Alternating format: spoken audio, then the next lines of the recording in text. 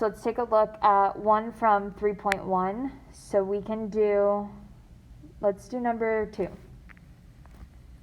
So here we are, actually, let's do 4. So we need to solve using the square roots or by factoring. So for 4, we have 2x squared minus 17x is equal to negative 30. In order to factor, we need our equation to be equal to 0. So we're going to have to add 30 to both sides. So we have 2x squared minus 17x plus 30 is equal to 0. Now, how do we factor when we start with a number that's not 1? Multiply the first and the last. So 2 times 30 is 60. Now we need 2 factors of 60 that add to negative 17. So what would they be? Negative 12 and negative 5. So in our parentheses here, we have x minus 12 and x minus 5 is equal to 0. Before we can split this up into our 2 separate equations, what must we do? Divide both of our numbers in here by 2. We can simplify, so this is x minus 6. If we cannot simplify, we move it up to the front. So 2x minus 5. Now we can break them up into our 2 separate equations. We have x minus 6 is equal to 0. 2x minus 5 is equal to 0. We add 6 to both sides, so x is equal to 6. And we add 5 and divide by 2, so x is equal to 5 over 2.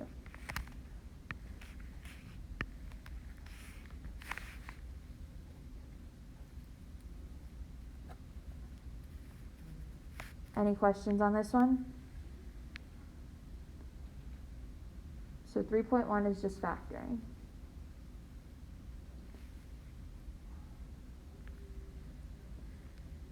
Okay. Any questions on 3.1? Let's go to 3.2. So for 7, 8, and 9, we're just doing basic adding and subtracting and multiplying, but with complex numbers. So remember, anytime you write your answer, it has to be the real number and then the complex number, or the imaginary number. So let's look at number 9. So 9 we're multiplying, so we need to FOIL. So we multiply our first terms and get negative 20. Then our outsides, so plus 35i. Then our insides, minus 24i. And then our last terms, so plus 42i squared. What do we need to do anytime we see an I squared? What does I squared become? Negative 1. So we times it by negative 1, so it becomes a negative 42. And now we can combine our like terms. So we have a real number and a real number. So negative 20 minus 42 is negative 62. And now we combine our imaginary numbers. So 35i minus 24i is 11i. So plus 11i. And this would be our answer.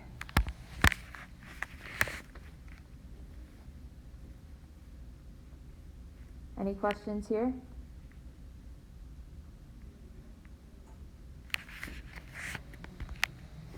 All right, let's look at number 11. So we need to find the zeros of f of x is equal to 2x squared plus 32. So anytime it says find the zeros, we change our f of x or our y to 0. And then we solve for x. So here we don't have a b term. If we did, we would need to factor. But we don't have a b term, so anytime you don't have that b times x term, that middle one, when it's not there, so no b term, we need to take the square root. So we need to get x all by itself and take the square root. So how do we get x all by itself? Before we divide by 2? Subtract 32 on both sides. So we have negative 32 is equal to 2x squared. Alex, what do we do now? Divide by 2. So negative 16 is equal to x squared. Now what do we do? Take the square root of both sides. What can we not forget anytime we take the square root of both sides? Plus or minus. So we have plus or minus square root of negative 16 is equal to x. Can we simplify the square root of negative 16? What does it simplify to? Awesome. This negative comes out and becomes an I, and then the square root of 16 is 4. So this is plus or minus 4i is equal to x.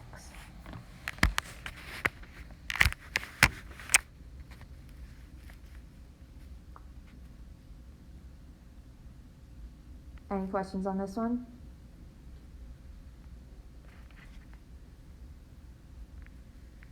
All right, any questions from the first page?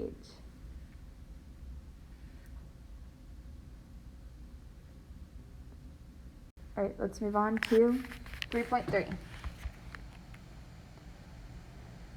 So for 3.3, we are solving by completing the square.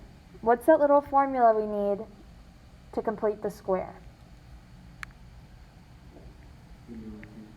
b over 2 squared. So anytime we need to complete the square, this little formula, b over 2 squared, is what we are going to be adding to both sides. So let's do 13. So we have x squared plus 16x. I'm going to move the 17 over to the other side just to get it out of the way. So it becomes a minus 17. Now I need to plug in some number here that helps us get a perfect square on the left so we can complete the square. So I'm going to use this formula, b over 2 squared. What's our b? So 16 over 2 squared. So 8 squared, which is 64. So in here, I'm adding 64. If I add it on the left side, I need to add it on the right side too.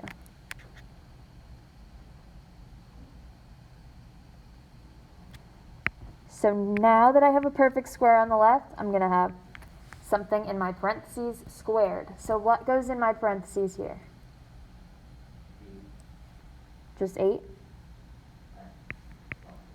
X plus 8. So it's always going to be x plus whatever number is in this parentheses here. So x plus this number.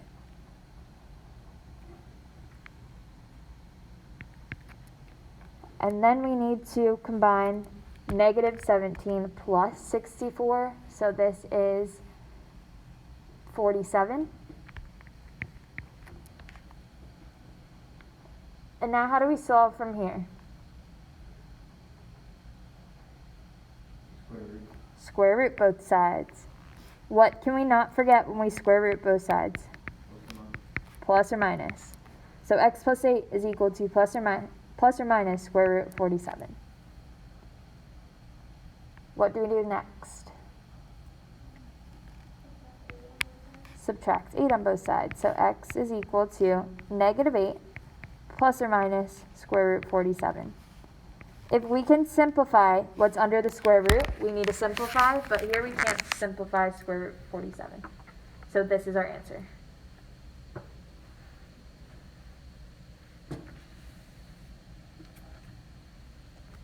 Any questions here?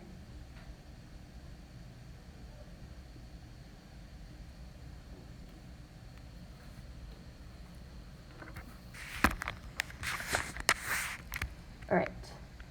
I want to look at 16.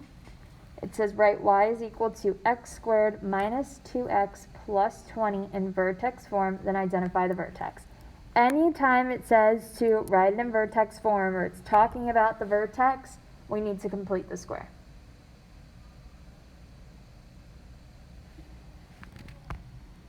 So here we have y is equal to x squared minus 2x. I'm going to scoop the plus 20 over because I know what I need to complete the square is going to go in here. So again, I need that formula, b over 2 squared. What's our b here? Negative 2. So negative 2 over 2 squared. Negative 2 over 2 is negative 1. And negative 1 squared is 1. So I'm adding 1 here to complete the square. If I add 1 on the right side, I'm only dealing with things on the right side now. So instead of adding 1 to the left side too, I'm just going to subtract 1 here. So since I'm only doing it on the right side, if I add 1 on the right side, I'm going to subtract 1 on the right side. That way I keep my equation balanced.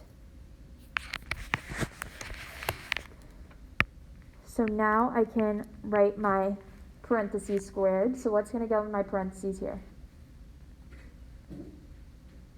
X minus 1. Perfect. X minus 1. We get the minus 1 from right here. And then we just need to combine 20 minus 1. So this is plus 19. So this is our equation in vertex form. Now what would our vertex be?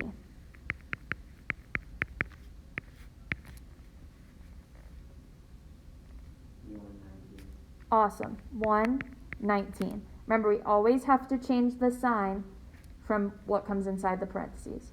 So it's positive 1 and a positive 19.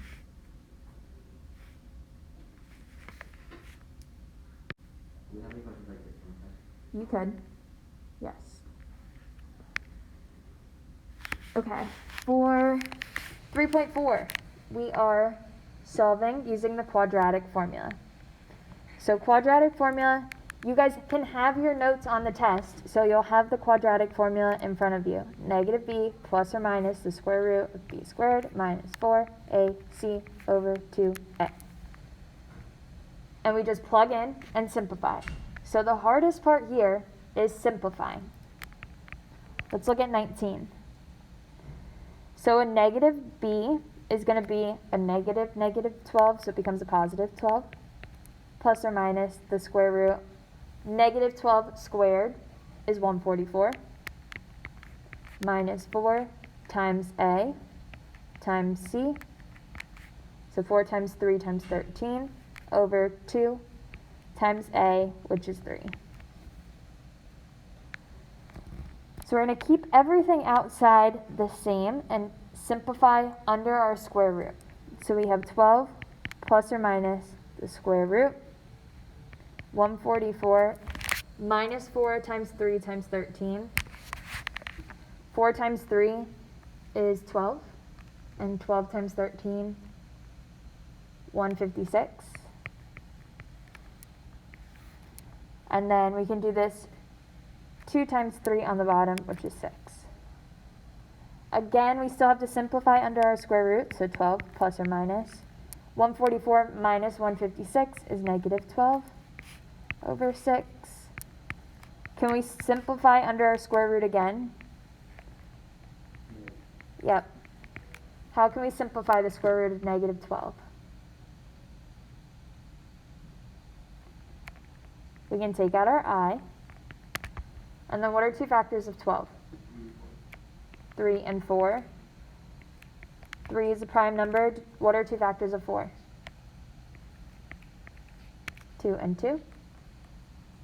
So we take out our pairs. So we have 2i on the outside. Everything that does not have a pair stays on the inside.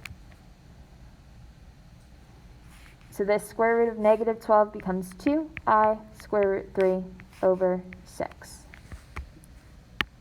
Now we need to look at all of our real numbers out here, all of our whole numbers out here, and see, do these numbers have anything in common?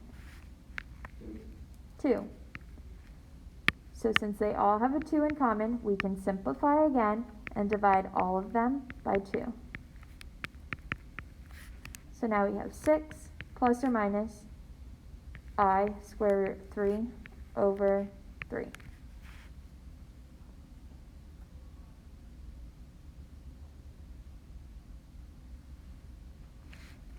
You can write your answer like this. This is perfectly fine.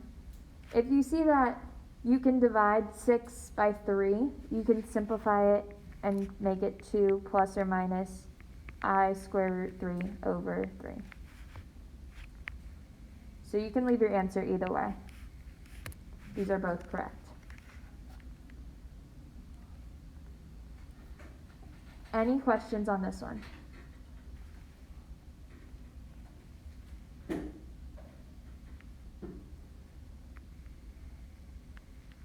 So when using the quadratic formula, just make sure you're careful with your simplifying. For finding the discriminant, our discriminant formula is everything under the square root. So it's b squared minus 4ac. So you're going to have this on your little notes for your test tomorrow. If your discriminant is positive, how many solutions do you have? 2 real solutions. If your discriminant is 0, how many solutions do we have?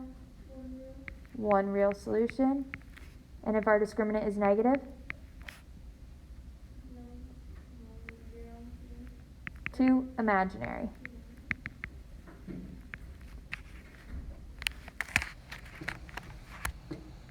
So for 20, we just plug in our a, b, and c. So we have negative 6 squared, which would be 36, minus 4 times negative 1 times negative 9. What is negative 4 times negative 1 times negative 9? Negative 36. So we have 36 minus 36, which gives us 0. So our discriminant is 0. What does a discriminant of 0 tell us about our number of solutions? 1 real solution.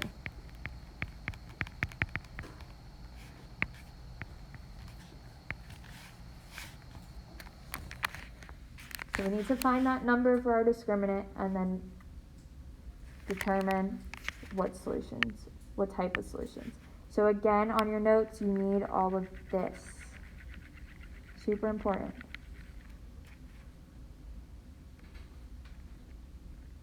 Okay, any questions from this page?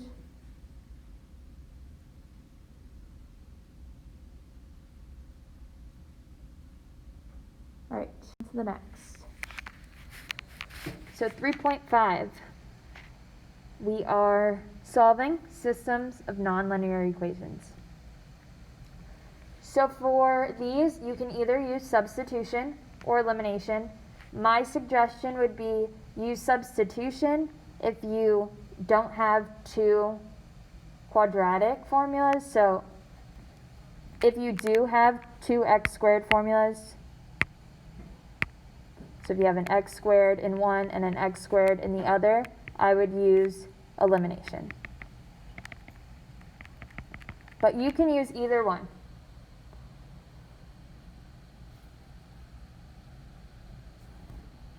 So for 23, what would you use? Substitution. So here we already have y is equal to this and y is equal to this. So we can just take what y is equal to and substitute it in for y. So now we have 2x squared minus 2 is equal to negative 2x plus 2.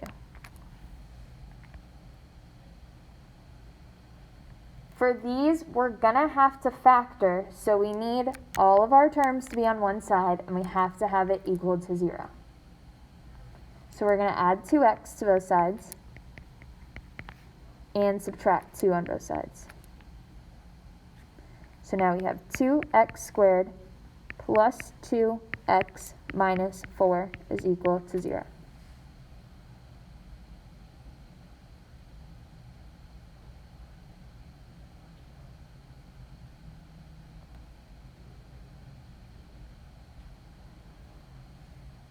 So do we have a greatest common factor here that we can take out? 2. So I'm going to divide everything in here by 2. So I have x squared plus x minus 2 is equal to 0. Do I have two factors of negative 2 that add to 1?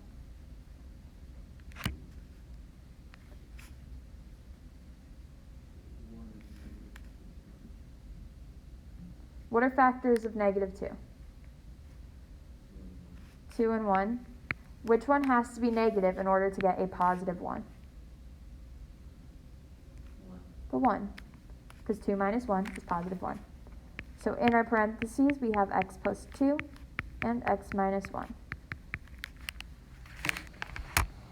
And now we can break these up. So we have x plus 2 is equal to 0, x minus 1 is equal to 0, x is equal to negative 2, x is equal to 1. So here are two solutions for our x terms. How do we find our y's now?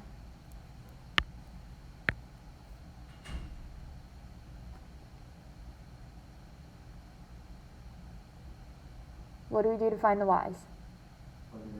Plug them both in. So we're going to plug negative 2 back into our equation and plug in 1 back into our equation. Now we can pick either equation to plug them into. I always like to pick the one that looks the easiest. So I have negative 2 times negative 2 plus 2. Negative 2 times negative 2 is 4 plus 2. So this is 6. So our y is 6. So how would we write our answer? Negative 2, comma 6. Perfect. We always need to write it as our coordinate xy. Now we still have to plug in 1. So we're going to do the same thing. We have negative 2 times 1 plus 2, which gives us 0. So how would we write our answer here? We plugged in 1 and got 0.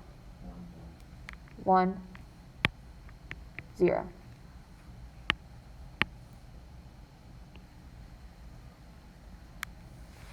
So these are two solutions to number 23.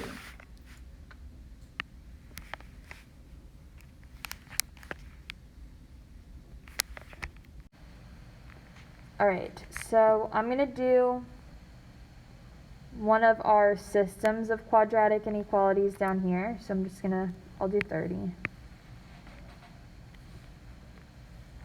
So you guys are good with the 3.5? Okay. So let's look at 30. So here we need to graph both of our equations, shade the areas that we need to, and our answer is going to be the areas that are in common. So first let's graph our top one. So we have x squared minus 4x plus 8 is greater than y. So what's the first thing we need to do to graph? Where do we start here?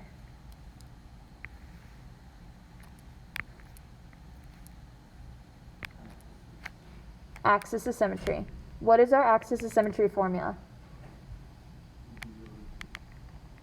Negative b over 2a. Again, this is something you need to have on your notes for tomorrow.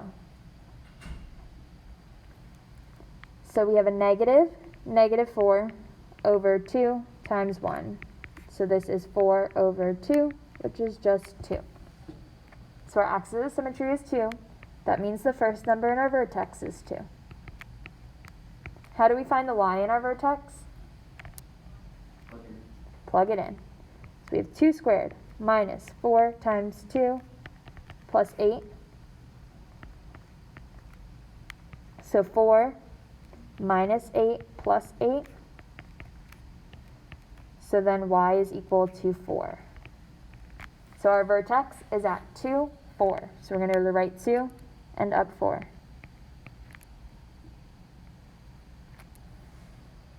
How can we find another point on our graph?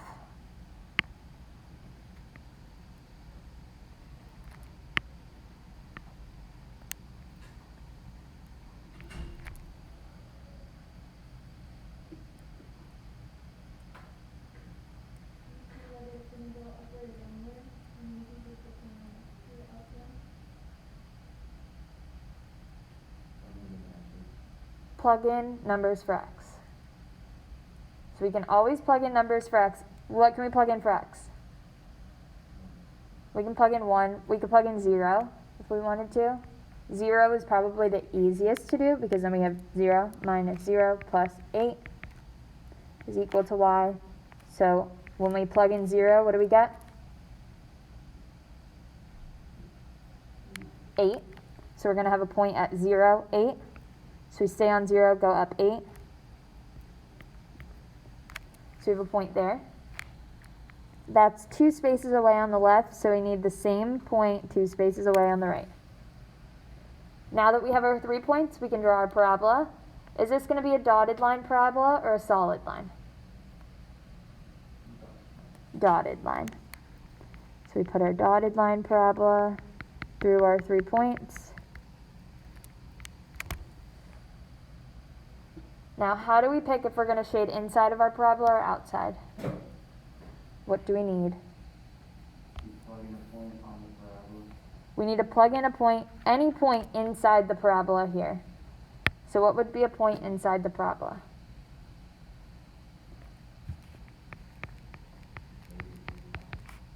What'd you say, Alex? 2, 5. Perfect, that works. We already know what we get when we plug in 2 on the left side because we found that in the vertex. So if we plug in 2, this is 2 squared minus 4 times 2 plus 8, which gives us 4, is greater than, and we plug in 5 for y. So we plug in 2 for x and plug in 5 for y. So is 4 greater than 5?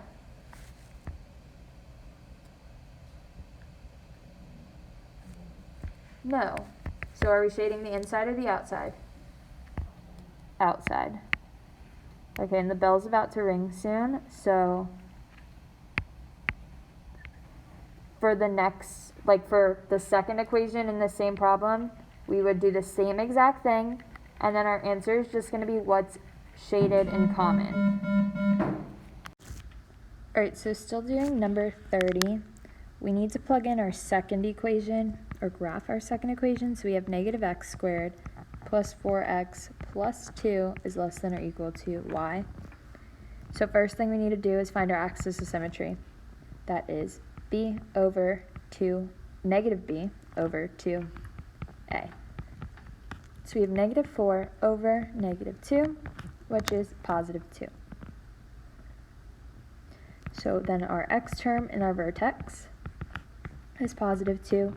We need to plug that in to find our y. So we have negative 2 squared. Remember that negative's on the outside, so this is going to be negative 4 plus 4 times 2, which is 8, and then plus 2.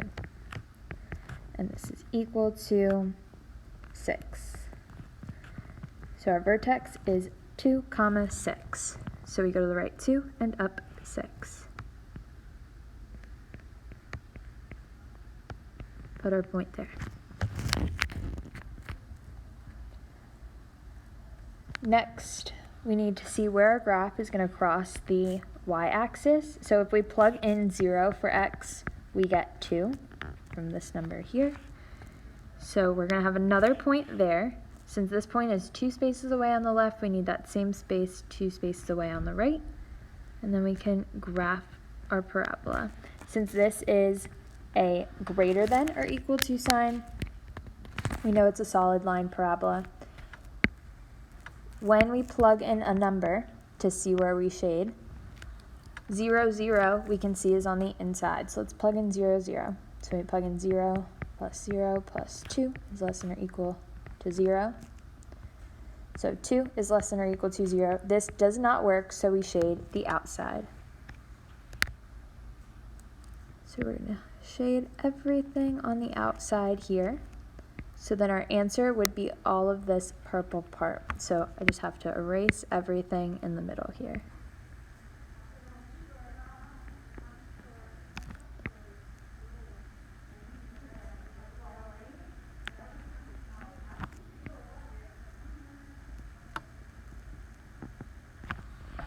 So then that's our answer.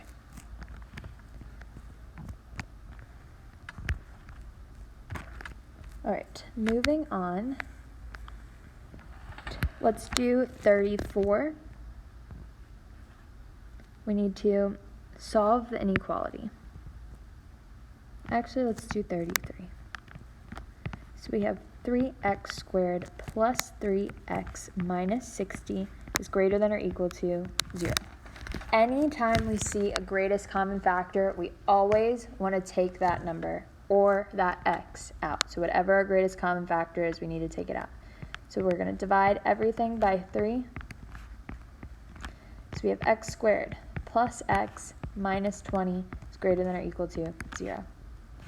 Now we need to find what our solutions to this is, so when it's equal to 0. So we have to find our two factors of negative 20 that add up to x. So this is 5 and 4 multiplied to 20. It has to be a positive 1, so 4 has to be negative. So we're going to plug those into our parentheses. We have x plus 5 and x minus 4 is equal to 0. We set them both equal to 0. So x is equal to negative 5, x is equal to positive 4. Now we're going to put those on our number line. So we have a positive 4 here. I'll go 1 extra, so we have 5. This is 3, 2, 1, 0, negative 1, negative 2, negative 3, negative 4, negative 5, negative 6.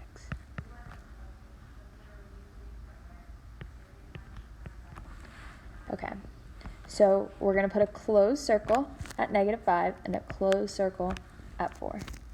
Now we want to test a number in between, and we can test a number outside to see what's going to work. So let's test 0. So we're going to plug in 0 for x. We plug in 0. I'm going to plug it into the original up here. So we have 0 plus 0 minus 60 is greater than or equal to 0. So negative 60 is greater than or equal to 0.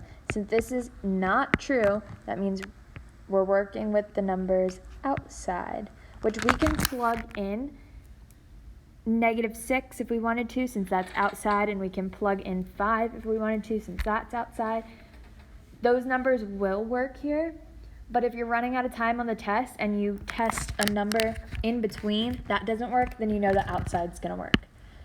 So whenever you highlight things on the outside, you have to write your answer as two separate inequalities. So we're dealing with all the numbers less than 5, so x is less than or equal to negative 5. Then we're dealing with all the numbers greater than 4, so x is greater than or equal to 4. And since it has an equal to up here, that's why we put the equal to in our answers also. So this is our answer for number 33. And now I wanted to do one more of the elimination ones up here. So I did one with substitution. Let's do 24 because we can do elimination in that one. So we have x squared minus 6x plus 13 is equal to y. The next one is minus 2x plus 3 is equal to negative y. So I just moved this equal to negative y to the other side, so it lines up with my y, so I'll get them to cancel out. So anytime you use elimination, you have to cancel the y. Every single time. You always, always, always have to cancel the y. So here we have a positive y and a negative y. They're going to cancel out perfect. We're going to combine all of our like terms. So we have x squared minus 8x plus 16 is equal to 0. Once we get that equal to 0, we can factor. So what are two factors of 16 that add to 8? So this is 4 and 4. They both have to be negative since it's negative 8. So we have x minus 4 and x minus 4 is equal to 0. So x is equal to positive 4. We could write it twice, but it's the same number, so when we take it and plug it back into one of the x's, we're just going to get one coordinate pair as our answer. So I'm going to plug it into the second equation because it looks a little bit easier. If we wanted to, we could plug it into the first one. We would just have to make sure we plug it into this x and this x. But let's plug it into the second. So we have negative 2 times 4 plus 3 is equal to negative y. Negative 2 times 4 is negative 8, plus 3 is equal to negative y. Negative 8 plus 3 is negative 5, is equal to negative y. Divide both by negative 1. So 5 is equal to y. So we have to write our answer here as a coordinate pair. So our answer would be 4, 5.